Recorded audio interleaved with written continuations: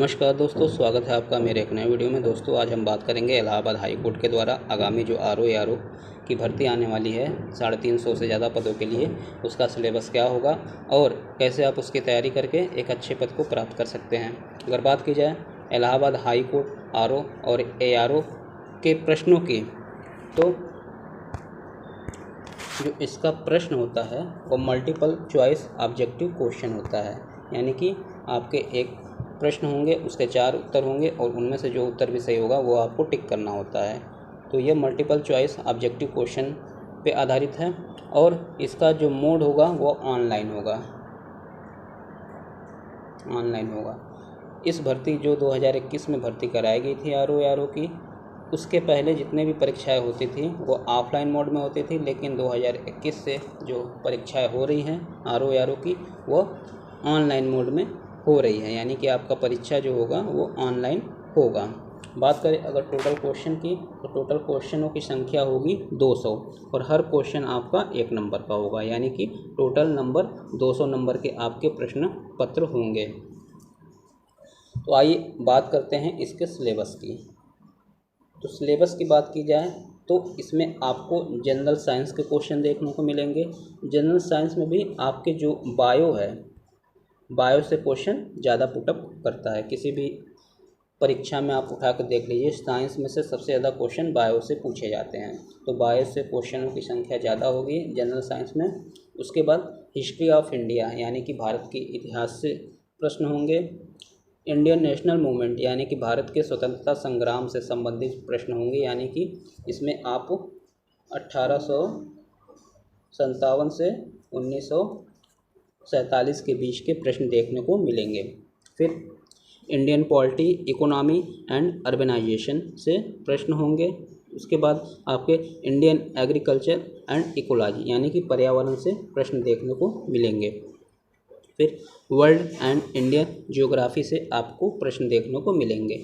इसमें भी मोस्टली आपको इंडियन ज्योग्राफी को अच्छे से पढ़ना है, क्योंकि इंडियन ज्योग्राफी से आपके प्रश्न अच्छे खासे देखने को मिलेंगे। वर्ल्ड ज्योग्राफी से 1-2 क्वेश्चन पूछे जा सकते हैं, जैसे कि ज्वालामुखी से संबंधित या फिर झीलों से संबंधित या फिर आपके जलप्रपात हो गया, ये हो गया, ऐसे प्रश्न पूछे जाएंगे। ज़्यादा डीप में आपको वर्ल्ड ज्योग्राफी पढ़ने की आवश्यकता नहीं है। हाँ, लेकिन इंडियन ज्योग्राफी को आपको अच्छे से पढ़ना होगा।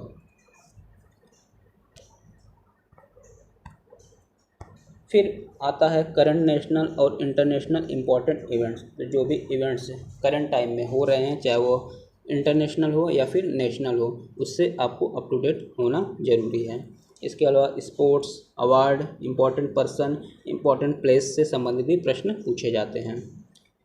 कुछ क्वेश्चन आपके जनरल एप्टीट्यूड यानी कि रीजनिंग से भी होते हैं, यानी कि रीजनिंग के भी प्रश्न आपको देखने को मिलते हैं। उसके अलावा फिर नॉलेज ऑफ जनरल इंग्लिश और जनरल हिंदी के ग्रेजुएशन लेवल के क्वेश्चन आपको देखने को मिलेंगे और इनकी संख्या टोटल 20 होगी। यानी कि 10 आपके इंग्लिश के और 10 आपके हिंदी के क्वेश्चन देखने को इसमें मिलेंगे। फिर आता है एलिमेंट्री नॉलेज ऑफ कंप्यूटर यानी कि कंप्यूटर की सामान्य जानकारी। इसके क्वेश्चन टोटल अच्छे खासे होते हैं, 20 से 25 के बीच में इसके क्वेश्चनों की संख्या होगी। यानी कि कंप्यूटर आपके लिए बहुत ही ज़्यादा महत्वपूर्ण होने वाला है, क्योंकि 20 से 25 क्वेश्चन इससे संबंधित आने वाले हैं। तो टोटल ये 200 इसी टॉपिक से आएंगे 200 प्रश्न। तो इन सारे टॉपिक को आप अच्छे से तैयार करिए। जनरल इवेंट्स वगैरह के लिए, जीएस के लिए आप मंथली की जो भी बुक पढ़ रहे हैं, सारी किताबें अच्छी होती हैं। जो आपको अच्छी लगे वो किताब आप पढ़ सकते हैं, और बाकी और भी जो सब्जेक्ट हैं वो बुक आप ले लीजिए किसी अच्छे राइटर की और उसको पढ़िए।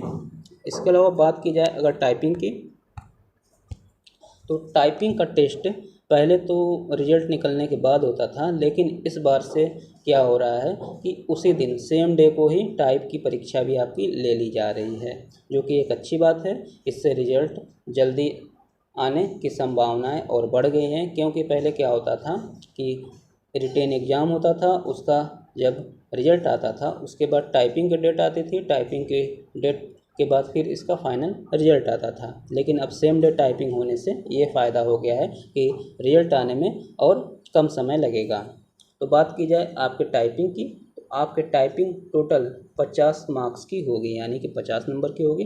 और टोटल ये टाइपिंग आपकी 500 वर्डों की होगी, यानी कि 500 शब्द आपको टाइप करने हैं। टाइम आपको मिलेगा 20 मिनट। और ये टाइपिंग केवल इंग्लिश होगी, यानी कि एक अच्छी बात यह है कि आपको हिंदी की टाइपिंग नहीं देनी है इसमें, आपको ओनली फॉर इंग्लिश की टाइपिंग ही इसमें देनी है। उसको भी आपको 20 मिनट का समय मिलेगा और 500 वर्ड आपको टाइप करने हैं, यानी कि अगर इसको कैलकुलेट करेंगे तो 25 मिनट पर सेकेंड, यानी कि आपको 25 शब्द पर सेकेंड पर मिनट के हिसाब से टाइपिंग करनी है, जो कि इंग्लिश की टाइपिंग के लिए आपको बहुत आसान है। क्योंकि इंग्लिश की टाइपिंग मैनुअली अगर आपने 1 महीने भी तैयारी की है तो 30 शब्द पर मिनट के हिसाब से आप टाइपिंग कर लेंगे, क्योंकि इसमें ना मात्राएं आपको लगानी है, ना कोई स्पेशल की चाहिए। आप आसानी के साथ 25 शब्द पर मिनट के हिसाब से टाइपिंग कर सकते हैं, बस आपको 1 महीने की ही तैयारी चाहिए। तो दोस्तों, आप लोग अभी से इसकी तैयारी में लग जाइए और अच्छे से तैयारी करिए और एक अच्छी पोस्ट को प्राप्त करिए, क्योंकि हाई कोर्ट का जो RO का पोस्ट होता है बहुत ही सम्मानित पोस्ट है। और सबसे बड़ी बात यह है कि यह 6 महीने के अंदर अपनी वैकेंसी को क्लियर करा देता है। तो अब अगर आपको जल्द से जल्द नौकरी चाहिए तो आप अच्छे से इसकी तैयारी करिए और इसमें क्वालिफाई होकर एक अच्छी नौकरी को प्राप्त करिए। और वीडियो पसंद आया हो तो मेरे चैनल को लाइक करना ना भूलें, सब्सक्राइब करें, वीडियो को शेयर करें। वीडियो देखने के लिए बहुत बहुत धन्यवाद।